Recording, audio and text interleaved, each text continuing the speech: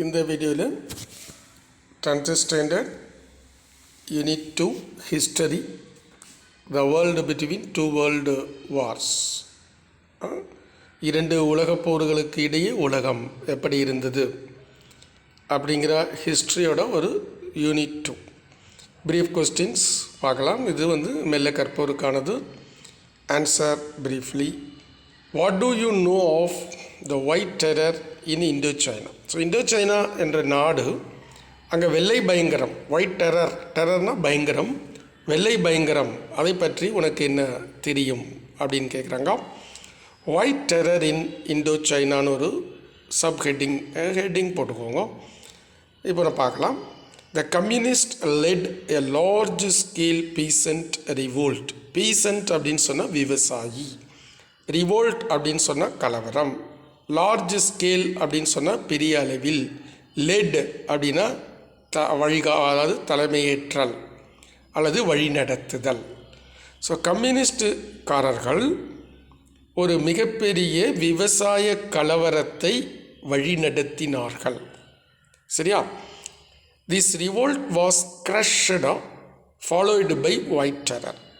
இந்த கலவரமானது ஒடுக்கப்பட்டது, வெள்ளை பயங்கரம் பின்தொடர்ந்தது. thousands of rebels were killed. rebels அப்படின்னா கலகக்காரர்கள். ஆயிரக்கணக்கான கலகக்காரர்கள் கொல்லப்பட்டார்கள். ஸோ 3 பாயிண்ட் தான். த communist let a large scale pheasant revolt. This revolt was crushed followed by white terror. thousands of rebels were killed. இப்போ question number 2 பார்க்கலாம். Describe the importance of Ottawa economic summit. Ottawa அப்படிங்கிறது ஒரு ஊரோட பேர். பொருளாதார மகாநாடு submit, பொருளாதார மகாநாடு Ottawa என்ற இடத்தில் நிகழ்ந்ததும். இம்பார்ட்டன்ஸ்னால் முக்கியத்துவத்தினை விவரி அப்படின்னு சொல்லியிருக்காங்க. ஒட்டோவா எக்கனாமிக் சம்மிட் அப்படின்னு சொல்லிட்டு ஒரு ஹெட்டிங் ஓப்பன் பண்ணிட்டோம். இப்போ நம்ம பாயிண்ட்ஸ் பார்க்கலாம். Britain and the member states of Britain, 2 பேர் தான் கையெழுத்து போடுறாங்க. அண்ட் வந்திருக்கு. பிரிட்டன் ஒரு நாடு, member states of Britain. So Britain ஆதிக்கத்தில் இருந்த நாடுகள், பிரிட்டன் ஆதிக்கம் செய்த நாடுகளை நாம் மெம்பர் ஸ்டேட்ஸ் ஆஃப் பிரிட்டன் அப்படின்னு சொல்கிறோம். அதில் பல நாடுகளை பிரிட்டன் ஆதிக்கம் செய்ததான். ஸோ பிரிட்டனின் ஆதிக்கத்தில் இருந்த நாடுகளும் சைன்டு கையெழுத்திட்டன. பைலேட்ரல் ட்ரீட்டீஸ், இருதரப்பு ஒப்பந்தம். பைலேட்ரல் ட்ரீட்டீஸ் அப்படின்னா இருதரப்பு ஒப்பந்தம். லேட்ரல் அப்படின்னா தரப்பு அல்லது இரு பக்கங்கள், பைனா 2. At Ottawa economic summit, Ottawa economic மகாநாட்டில் இருதரப்பு ஒப்பந்தத்தில் கையெழுத்திட்டார்கள் பிரிட்டனும் பிரிட்டனினுடைய உறுப்பு நாடுகளும் அப்படின்னு வந்திருக்கோம். த பார்ட்டிசிபென்ட்ஸ், பங்குதாரர்கள், அதில் பங்கு பெற்றவர்கள், பங்குதாரர்கள் அல்ல, பங்கு பெற்றவர்கள், இன்க்ளூடிங் இந்தியா. இந்தியாவும் மெம்பர் ஸ்டேட்ஸ் ஆஃப் பிரிட்டன், பிரிட்டனுடைய ஆதிக்கத்தில் இந்தியாவும் இருந்தது.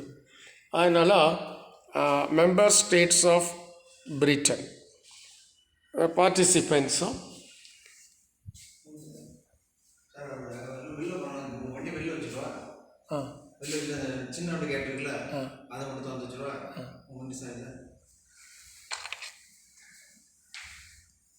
The participants agreed to give preference to imperial goods. So participants அப்படின்னா பங்கு பெறுபவர்கள் agreed to give preference to imperial goods. So imperial goods அப்படின்னு சொன்னாக்கா அந்த பிரிட்டிஷ்காரர்களுடைய பொருள்களுக்கு ப்ரிஃபரன்ஸ் அப்படின்னா முன்னுரிமை. ஸோ முன்னுரிமை கொடுக்க, டு கிவ்னா கொடுக்க, அக்ரீடுனா ஏற்றுக்கொண்டார்கள். பார்ட்டிசிபென்ட்ஸ் அப்படின்னு சொன்னால் அதில் பங்கு பெற்ற நாடுகள் இன்க்ளூடிங் இந்தியா உட்பட.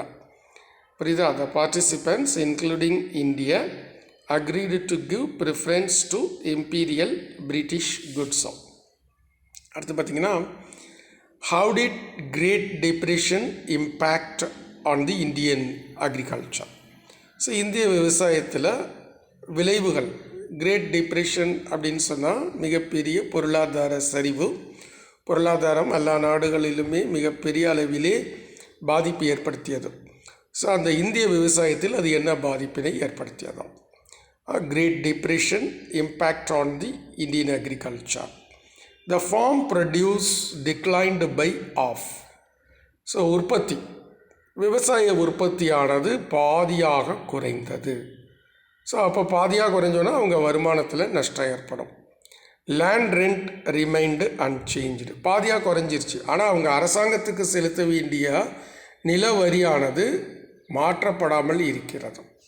அப்போது அவங்களுக்கு இந்த வரியையும் கட்டணும், அவங்களுக்கான தேவைகளையும் அவங்க பார்த்துக்கணும். ஏற்கனவே அவங்க கஷ்டத்தில் இருக்காங்க, ஏன்னா உற்பத்தி குறைஞ்சி போச்சோ. ஆனால் அந்த நேரத்தில் அவங்களுக்கு கருணை காட்டாமல் அந்த நில வரியை அப்படியே வச்சிருச்சு அரசு. So land rent remained unchanged. The application of the farmers to the state doubled. ஆப்ளிகேஷன்னா கடமை. ஸோ விவசாயிகளுடைய கடமை அந்த நாட்டிற்கு 2 மடங்காக மாறியது. ஸோ இதுதான் இம்பேக்ட். இந்தியன் அக்ரிகல்ச்சரில் இம்பேக்ட் என்னன்னு கேட்டிங்கன்னா, the farm produce declined by half, land rent remained unchanged, the application of the farmers to the state doubled. இது 3 ஸ்மால் கொஸ்டின்ஸ் இருக்குது. இந்த 3 ஸ்மால் கொஸ்டின்ஸ் நீங்கள் படிச்சுக்கோங்க. பேராகிராஃப் கொஸ்டின் ஒன்று இருக்கும். Attempt a narrative account how the process of decolonization happened in India during the interwar period. Interwarனா இந்த இடத்துல 2 world war. 2 world வார்களுக்கு இடையே நமது நாடு ஒரு காலனி நாடாக இருந்தது பிரிட்டிஷ்காரர்களுக்கு. அப்பொழுது அந்த பிரிட்டிஷ்காரர்களை எதிர்த்து நாம் என்னென்ன செயல்பாடுகள் செய்தோம். Process of decolonisation. So colony ஆதிக்கத்தில் இருந்து விடுபடுவதற்காக செய்த செயல்முறைகளை பற்றி நாம் குறிப்பிட வேண்டும். Decolonisation in India, dyarchy in provinces. Provinces அப்படின்னா என்னென்னு கேட்டிங்கன்னா மாகாணங்கள் அப்படின்னு சொல்கிறது. ஸோ இப்போ ஸ்டேட் இருக்குது. இப்போ நமக்கு 28 ஸ்டேட்ஸ்னு பிரித்து நிர்வாகத்துக்காக வச்சுருக்குறோம். ஆனால் பிரிட்டிஷ்காரர்கள் ஸ்டேட்டுன்னு சொல்ல மாட்டாங்க, அது ப்ராவின்சஸ் அப்படின்னு சொன்னாங்க, பிரதேசங்கள். 11 ப்ராவின்சஸ் இருந்தது இந்தியாவில். அப்போது இந்தியா 11 ப்ராவின்சஸாக பிரிக்கப்பட்டிருந்தது. அங்கே டயார்ச்சினா இரட்டை ஆட்சி முறையை கொண்டு வந்தார்கள். ஸோ இந்தியாவிலிருந்து தேர்ந்தெடுக்கப்பட்ட உறுப்பினர்களை கொண்டும் அவர்களும் ஆட்சி புரிந்தார்கள். இரட்டை ஆட்சி முறை, dyarchy. Swadeshi movement was launched in 1905. So 1905 swadeshi இயக்கமானது ஆரம்பிக்கப்பட்டது. சுதேசி இயக்கம்னா என்னன்னு கேட்டிங்கன்னா, உள்நாட்டு பொருள்களை மட்டும் பயன்படுத்த வேண்டும், வெளிநாட்டு பொருள்களை நாம் புறக்கணிக்க வேண்டும். அதுதான் சுதேசி மூமெண்ட். ஸ்பெல்லிங் எல்லாம் படிச்சுக்கோங்க. Was launched in 1905. The outbreak of the first world war brought political and economic changes. So இந்த முதல் உலகப் போரினுடைய உருவானது அல்லது வெடித்தது. முதல் உலகப் போர் ஏற்பட்டது திடீர்னு. ஸோ அது brought political and economic changes, அரசியல் மற்றும் பொருளாதார மாற்றங்களை கொண்டு வந்ததாம். In 1919 the Government of India Act introduced dyarchy. ஒரு சட்டம் உருவாக்கப்பட்டதோ பிரிட்டிஷ்காரர்களால். அந்த சட்டத்தினுடைய பெயர் the Government of India Act. So அந்த கவர்மெண்ட் ஆஃப் இந்தியா ஆக்ட் 1919 அப்படிங்கிறது இரட்டை ஆட்சி முறையை அறிமுகப்படுத்தியதாம். இந்தியன் மினிஸ்டர்ஸ் ஹோல்ட் ஆஃப் அது சாவி எப்போதுமே sir. Indian ministers hold certain portfolios. Government of India Act introduced dyarchy. இரட்டை ஆட்சி முறையை இந்த கவர்மெண்ட் ஆஃப் இந்தியா ஆக்டை அறிமுகப்படுத்தியதோ. இந்தியன் மினிஸ்டர்ஸ், இந்தியாவை சார்ந்த அமைச்சர்களுக்கு சில துறைகள் ஒதுக்கப்பட்டன. சில துறைகளை அவர்கள் எடுத்துக்கொண்டார்கள். The Indian National Congress boycotted the legislation. இந்த எலெக்ஷனை பாய்காட்டட் அப்படின்னு சொன்னால் புறக்கணித்தல். இந்திய தேசிய காங்கிரஸ் ஆனது இந்த சட்டத்தினை புறக்கணித்ததா. இந்த லெஜிஸ்லேஷன் அப்படிங்கிற இந்த சட்டத்தினை இந்திய தேசிய காங்கிரஸ் புறக்கணித்ததா. Lack of measure to industrialise India. So இந்தியாவை தொழில்மயமாக்குவதற்கு தேவையான நடவடிக்கைகள் என்னென்னா பார்க்கலாம். There was no change in the colonial economic policy. So இந்த காலனியல் அடிமை நாடுகளுடைய பொருளாதார மாற்றம், நம்முடைய நாட்டில் பொருளாதாரத்தில் ஒரு பெரிய மாற்றம் இல்லை, பொருளாதார கொள்கையில் மாற்றம் இல்லை.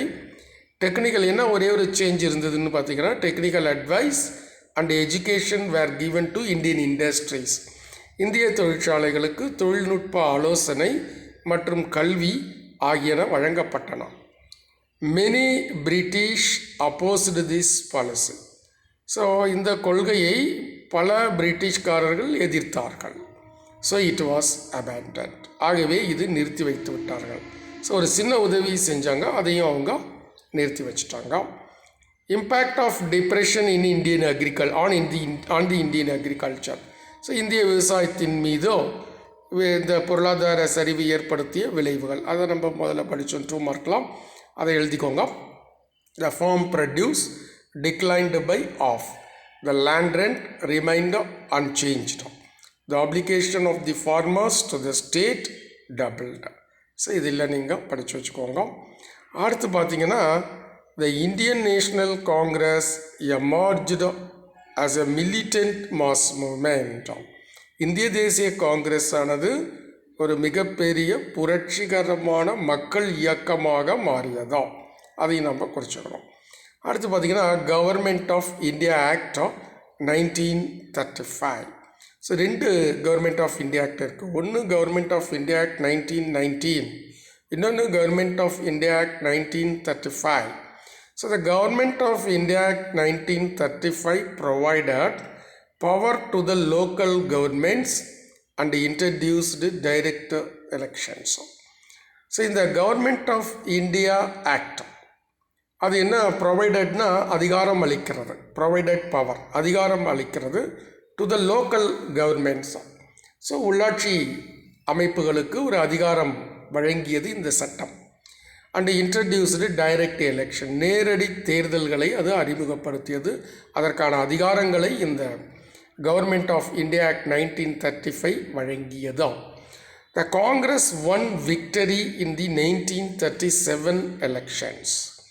1937ஆம் ஆண்டு நிகழ்ந்த தேர்தலில் காங்கிரஸ் கட்சியானது மாபெரும் வெற்றியினை பெற்றதா. Britain involved India in the second world war without consulting the Congress ministers. Congress அமைச்சர்களை கலந்து ஆலோசிக்காமல் 2ஆம் உலகப் போரில் இந்தியாவினை பிரிட்டன் ஈடுபடுத்தியது. ஸோ இன்வால்வ்டுனா ஈடுபடுத்தியதா, இந்தியாவை பிரிட்டன் ஈடுபடுத்தியது எதில், 2வது உலகப் போரில், in the second world war, without consulting, கலந்து ஆலோசிக்காமல், the Congress ministers. Hence the Congress resigned. எனவே காங்கிரஸ் கட்சியானது பதவியை ராஜினாமா செய்தது. சரியா? இப்போ இதில் இருக்கிற கொஸ்டின் அண்ட் ஆன்சர் ஹிஸ்ட்ரி 2 பார்த்துருக்கோம். இதை படிச்சுக்கோங்க. You can score a mark. You can score good mark. Thank you, students.